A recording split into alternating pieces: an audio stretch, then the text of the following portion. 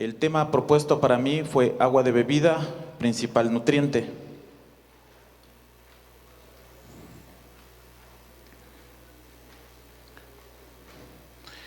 Primero tenemos que considerar que en el pasado el agua fue considerada un elemento de poco valor o importancia en la producción avícola.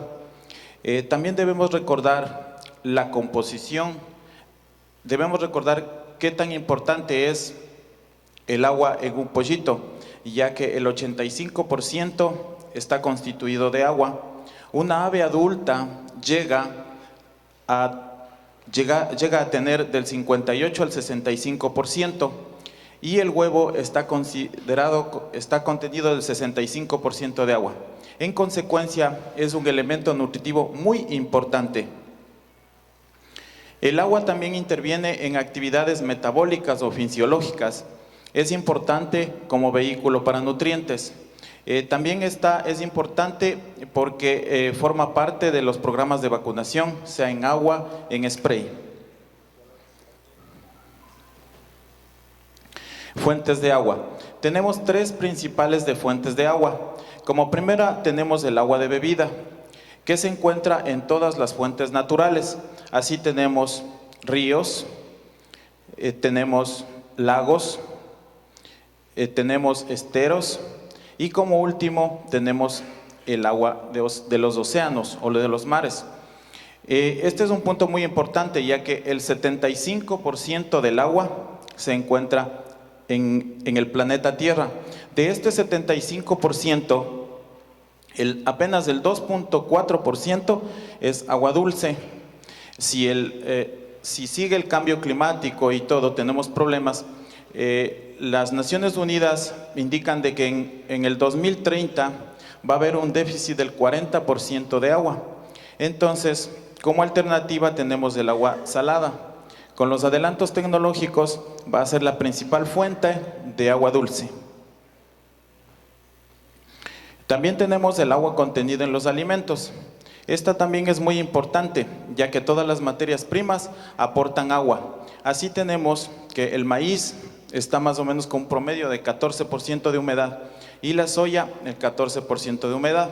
Eso quiere decir que en 100 kilogramos de maíz tenemos el 14 kilogramos de agua. Otra fuente importante es el agua metabólica. El agua metabólica es la producida por oxidación de nutrientes a través del metabolismo por una fosforilación oxidativa. Esta nos está aportando las grasas. De 1 gramo de grasa metabolizada nos aporta el 1.2 gramos de agua. De proteínas, 1 gramo de proteínas nos está aportando 0.5 gramos de agua, y carbohidratos 0.6 gramos de agua.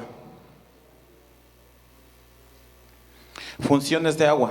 Las funciones del agua en el organismo son muchas.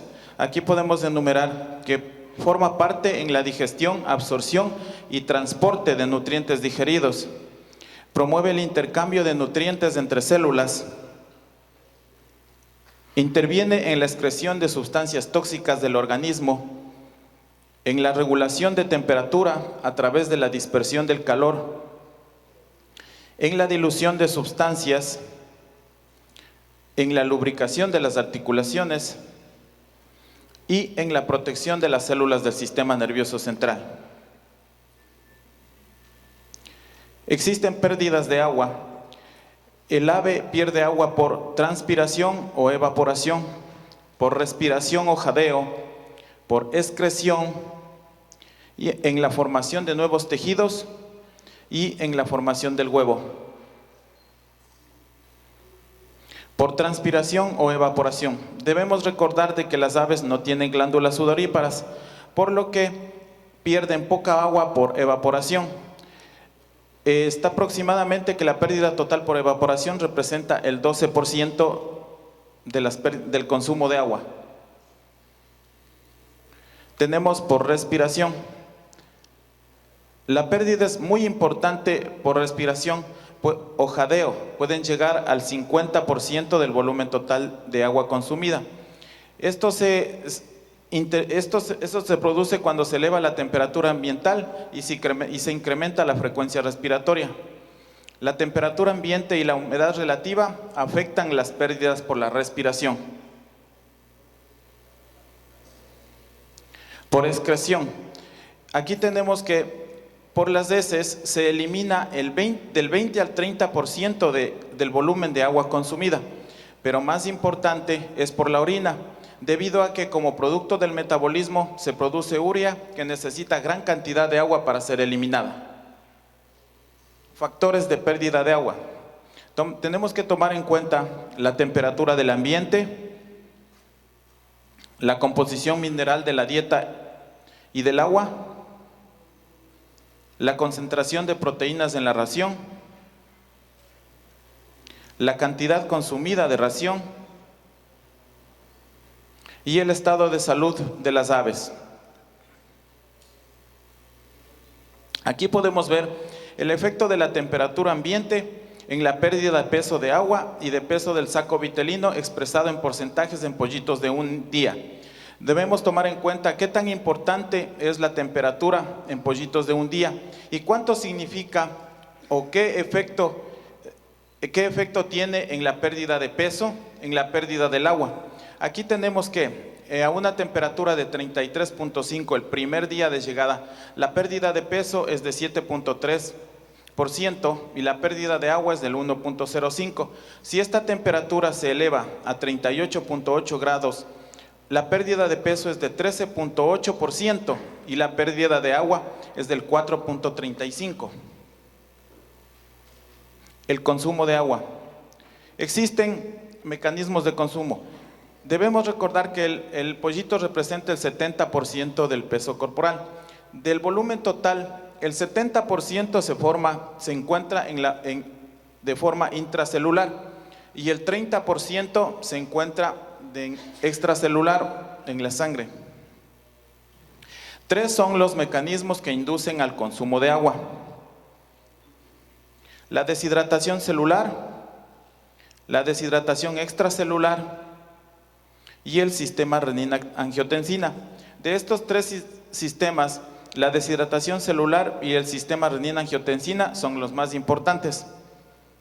En esta gráfica podemos observar de cómo en un medio isotónico el agua está entrando y saliendo de la célula.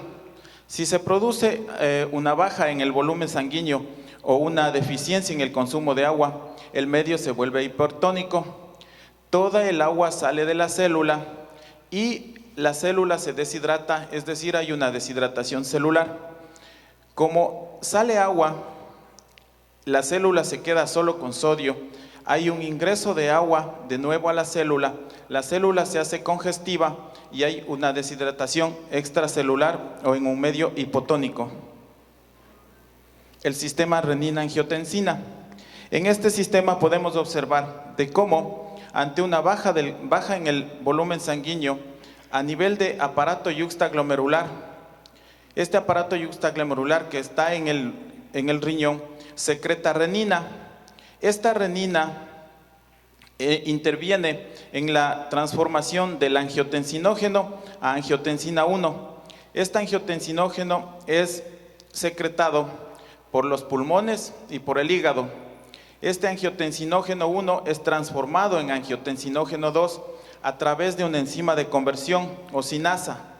Esta angiotensina 2 produce una vasoconstricción periférica a nivel del organismo. Esta angiotensina 2 interviene en el sistema nervioso central y en el hipotálamo y secreta una hormona antidiurética que es la que produce una ingesta de agua. Al mismo tiempo, la angiotensina 2 en la corteza suprarrenal del riñón secreta aldosterona. Esta aldosterona produce una reabsorción de sodio y cloro, una excreción de potasio y una excreción del ion hidrogenión para equilibrar de nuevo el volumen. Factores que intervienen en el consumo de agua. La edad. Aquí podemos observar cómo Como en ambientes de termoneutralidad, el consumo de agua se va elevando conforme va creciendo el pollo. El ave, hay diferentes tipos para calcular el consumo de agua. Uno de ellos es 5.28 ml por el número de días. Más adelante les indicaré otras tablas para calcular el consumo. El sexo. Aquí podemos observar el efecto del sexo en el consumo de agua. Desde el primer día de edad, el macho va a consumir más litros de agua. Esto es por el tamaño, por el peso, por el metabolismo, llegando hasta las 7 semanas en machos 290 mililitros por día y en hembras 233. La temperatura del ambiente. Este es un factor muy importante, ya que a partir sobre los 21 grados centígrados, el consumo de agua se eleva al 7%. Aquí podemos observar cómo un cambio de temperatura, la temperatura de 20 grados centígrados, la edad en semanas, el consumo en litros por 1000 pollos, si esta temperatura se sube a 32 grados centígrados, a la primera semana de 24 sube a 30, a la tercera semana de 100 sube a 190 litros por 1000 pollos, y así hasta las 9 semanas a 20 grados centígrados 300 litros por 1000 pollos, y sube o se incrementa a 600, es decir, se duplica el consumo de agua. Aquí podemos ver el efecto de la temperatura ambiente en el consumo. Aquí es la zona, es termoneutralidad, un ambiente termoneutral. El consumo de agua la primera semana, este es la temperatura a un estrés calórico de 30 a 33 grados centígrados. Podemos notar cómo la diferencia en porcentaje es de 129.8, de 47 a 61 litros por 1000 pollos, llegando a la sexta semana a 450 litros por 1000 pollos, y con un estrés calórico, esto representa el 150%. Aquí tenemos la relación entre la temperatura ambiental y la tasa de consumo entre agua y alimento. Aquí podemos observar cómo a 20 grados centígrados la relación alimento-agua es de 1 a 2, que es lo normal. Si la temperatura ambiental sube a 37 grados centígrados, esta relación pasa de 1 a 5. Y si la temperatura es de 4 grados centígrados, la relación alimento-agua es de 1 a 1,71. La temperatura del agua. Este es un aspecto muy importante, ya que el ave a nivel del nervio lingual es en donde es a nivel del nervio lingual donde mantiene la temperatura. Aquí podemos observar cómo el efecto de la temperatura del agua en el consumo de la dieta en ambientes calientes en aves de postura, como a 24 grados centígrados, 75.8 gramos, 93 es la producción de huevos. Si la temperatura sube a 63.8 y a 81 huevos. Efecto de la temperatura del agua en diferentes parámetros. Aquí podemos observar que con temperaturas de 10 grados centígrados se sube a 26 grados centígrados y el consumo de agua sube. Pero si tenemos 43.3, tiene 353 mililitros. La ganancia diaria de peso a esta temperatura es de 49 grados centígrados. A 10 grados centígrados tiene 46 y a 43.3, 39. Como consecuencia podemos decir de que la temperatura del agua ideal va de 24 grados centígrados más o menos.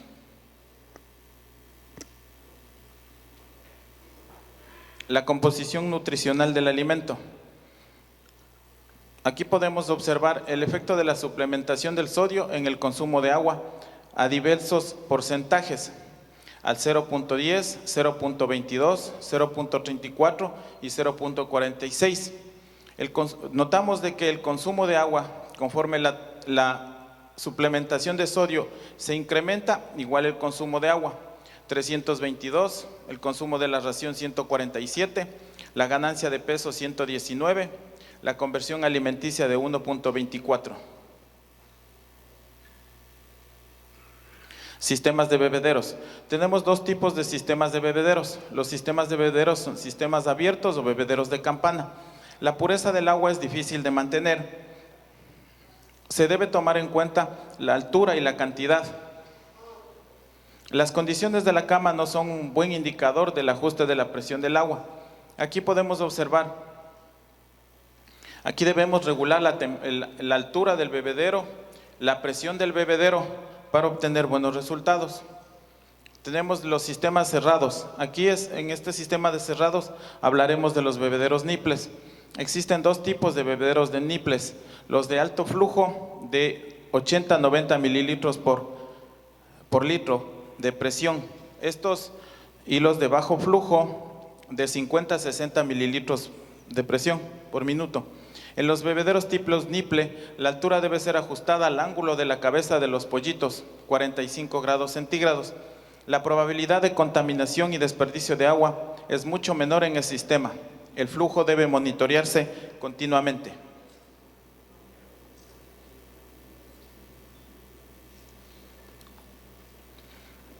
Aquí podemos observar el efecto de la restricción del consumo de agua.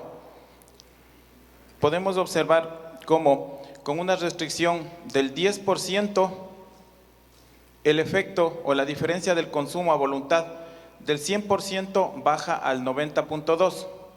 Durante la primera semana todos los pollitos recibieron agua a voluntad.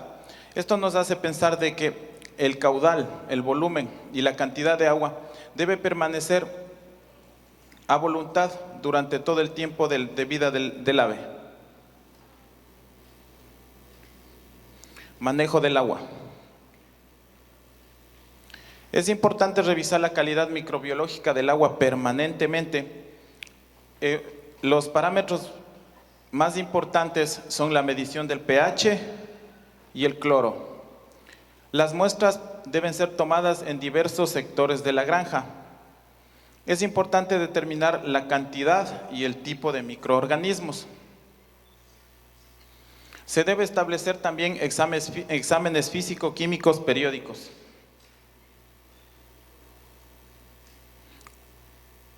Contaminación bacteriana. Cuando existe un bajo rendimiento, debemos pensar en una contaminación del agua, por lo que debemos hacer o realizar muestreos permanentes. Es importante monitorear coliformes totales. La contaminación bacteriana puede ocurrir desde el origen del agua hasta el final de la línea de bebederos. Eso es lo que debemos investigar. Una sanitización regular del agua y un programa de limpieza de las líneas puede proteger la contaminación bacteriana. Nosotros como desinfectante principal utilizamos el cloro. Este cloro en las diversas formas es el desinfectante más utilizado. El cloro más el agua nos da el ácido clorhídrico y el ácido hipocloroso. Este ácido hipocloroso se convierte en un ion hidrogenión y un hipoclorito, un ion hipoclorito. Las dos formas deben estar en equilibrio. La capacidad de desinfección del ácido hipocloroso es superior al ion hipoclorito. Estamos hablando de 3000 veces más. Es por eso que aquí podemos observar que el pH del agua es importante para que el cloro actúe. Cuando aumenta la concentración de hidrogeniones, disminuye el pH. Disminuye el pH, aumenta la concentración de ácido hipocloroso. Acá al contrario, cuando disminuye la concentración de hidrogeniones, aumenta el pH y aumenta la concentración de ion hipoclorito. Es decir, nosotros tenemos que controlar el pH de agua para que el ácido hipocloroso como desinfectante actúe. Aquí podemos ver la importancia del pH. 2 miligramos por litro de cloro equivalen a un pH de 7 al 70%, que representa 1.4 miligramos por litro de ácido hipocloroso. Aquí podemos ver a pH de 7,5 al 45%, 0.9 miligramos por litro de ácido hipocloroso. Conforme el pH baja a pH de 8.5 al 10%, 0.2 miligramos por litro de ácido hipocloroso. Esta es una curva de ionización del ácido hipocloroso en función del pH. 2 miligramos por litro de cloro total se divide en un cloro combinado. Este cloro combinado es el que se encuentra en forma de cloraminas, es el que se une con la materia orgánica. De este tenemos que el cloro libre, el 1.6 miligramos, este cloro libre se transforma o se divide, dependiendo del pH, como habíamos visto, en un ácido hipocloroso, que es el cloro activo, y un ion hipoclorito, que también es desinfectante.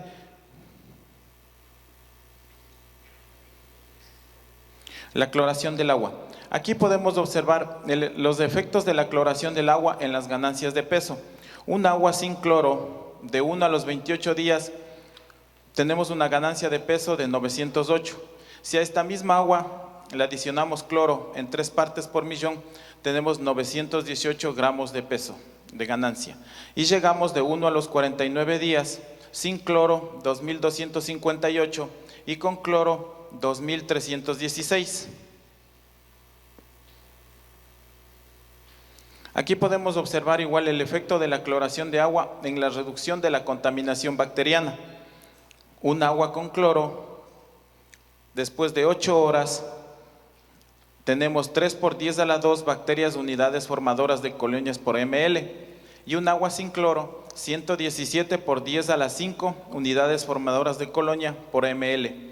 Luego de 17 horas tenemos un agua con cloro, 215 por 10 a la 4, y un agua sin cloro, 163 por 10 a la 6. Microorganismos. Aquí podemos observar el efecto del tipo de bebedero en la contaminación bacteriológica del agua. Coliformes totales a la entrada de los bebederos Niples tenemos 640 microgramos por mililitro de muestra. A la salida 3300. Aquí podemos observar la diferencia con los bebederos de Campana. A la entrada tenemos 1600 microorganismos por mililitro de muestra, y a la salida aquí tenemos que considerar que los bebederos Niples son los que nos dan, son los que nos permiten controlar mejor los parámetros. Un elemento muy importante para controlar o para verificar la actuación del cloro es el potencial de óxido-reducción, que refiere a las propiedades de los desinfectantes cloro de ser oxidantes potentes. El valor en el rango de 650 milivolts o mayor indican una buena calidad de agua. Valores menores de 250 milivolts indican carga alta de materia orgánica y sobrepasa la capacidad del cloro para desinfectar el agua correctamente. Es una herramienta útil para identificar y mantener adecuadas cantidades de cloro. Las pruebas para cloro, como el colorímetro, no distinguen entre el cloro libre y el cloro combinado. Una carga única alta resultará en un porcentaje. Una carga única alta resultará en un porcentaje mayor de cloro combinado, dando una baja sanitización, aunque la prueba indique niveles de 4 a 6 partes por millón. El pH, como habíamos visto anteriormente, es muy importante y se define como la concentración de hidrogeniones. El agua se desdobla y la concentración de hidrogeniones es igual a la de ion hidroxilo y su valor es 7.0. Si es demasiado bajo, hay una caída en el rendimiento, una disminución de la eficacia de vacunas y sustancias terapéuticas administradas.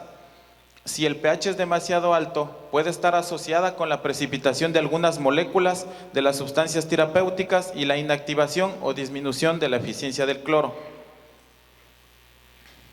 Aquí podemos observar un examen microbiológico de agua con medición de pH y cloro. Podemos observar que en coliformes a nivel de reservorio muy numerosos por contar, el reservorio número 2 muy numerosos por contar, en la planta de agua cisterna 0, en los tanques aéreos 0, es decir, después de la potabilización, del tratamiento de agua, el nivel de coliformes baja a 0. Igual en E. coli sucede lo mismo, aerobios totales sucede lo mismo. El pH de 7.31 en reservorio después de la planta de agua llega a 6.90, 6.91, 6.86.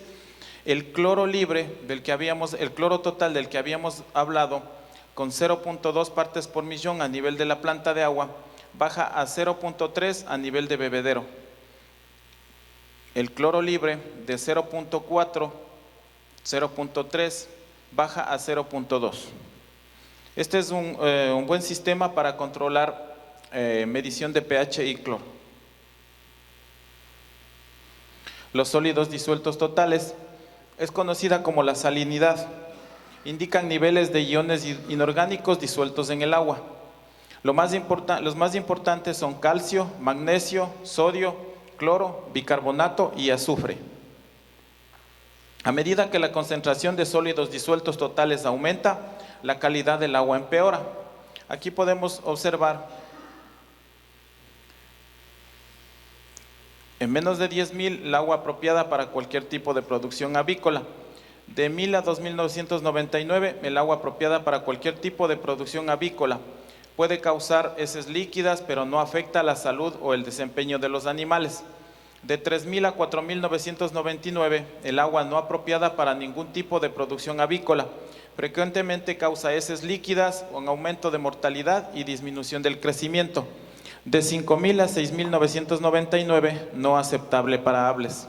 Y más de 10.000 no puede ser usado para ninguna especie animal. Dureza. Representa la presencia de sales de calcio y magnesio. Esta no afecta la salud de los animales, pero interfiere en la eficacia de las sustancias terapéuticas. Pueden producir depósitos de calcio, hierro y magnesio, obstruyendo las tuberías. Esto disminuye la eficiencia de los productos de limpieza y desinfectantes. Aquí tenemos que un agua normal tiene menos de 60 partes por millón, un agua moderadamente dura de 21 a 120, un agua dura de 121 a 180 partes por millón y un agua muy dura más de 180 partes por millón de carbonatos.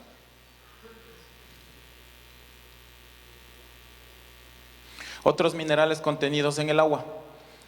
Aunque toleran algunos minerales, el exceso puede causar problemas. Estamos hablando de calcio y sodio. Son sensibles a la presencia de otros, hierro y manganeso. Estos dan un sabor amargo que pueden disminuir su consumo y favorecen el desarrollo de bacterias. Niveles elevados de nitratos pueden indicar contaminación por fertilizantes o heces. Aquí tenemos una tabla en donde indican los niveles máximos de minerales que no interfieren en el desempeño de los pollos de engorde. Tenemos cloro, sulfato, hierro, manganesio, potasio, sodio, nitratos, arsénico, plata, bario, cadmio, cromo, flúor, mercurio, plomo y selenio. Y como último tenemos los estándares de calidad de agua para aves de corral.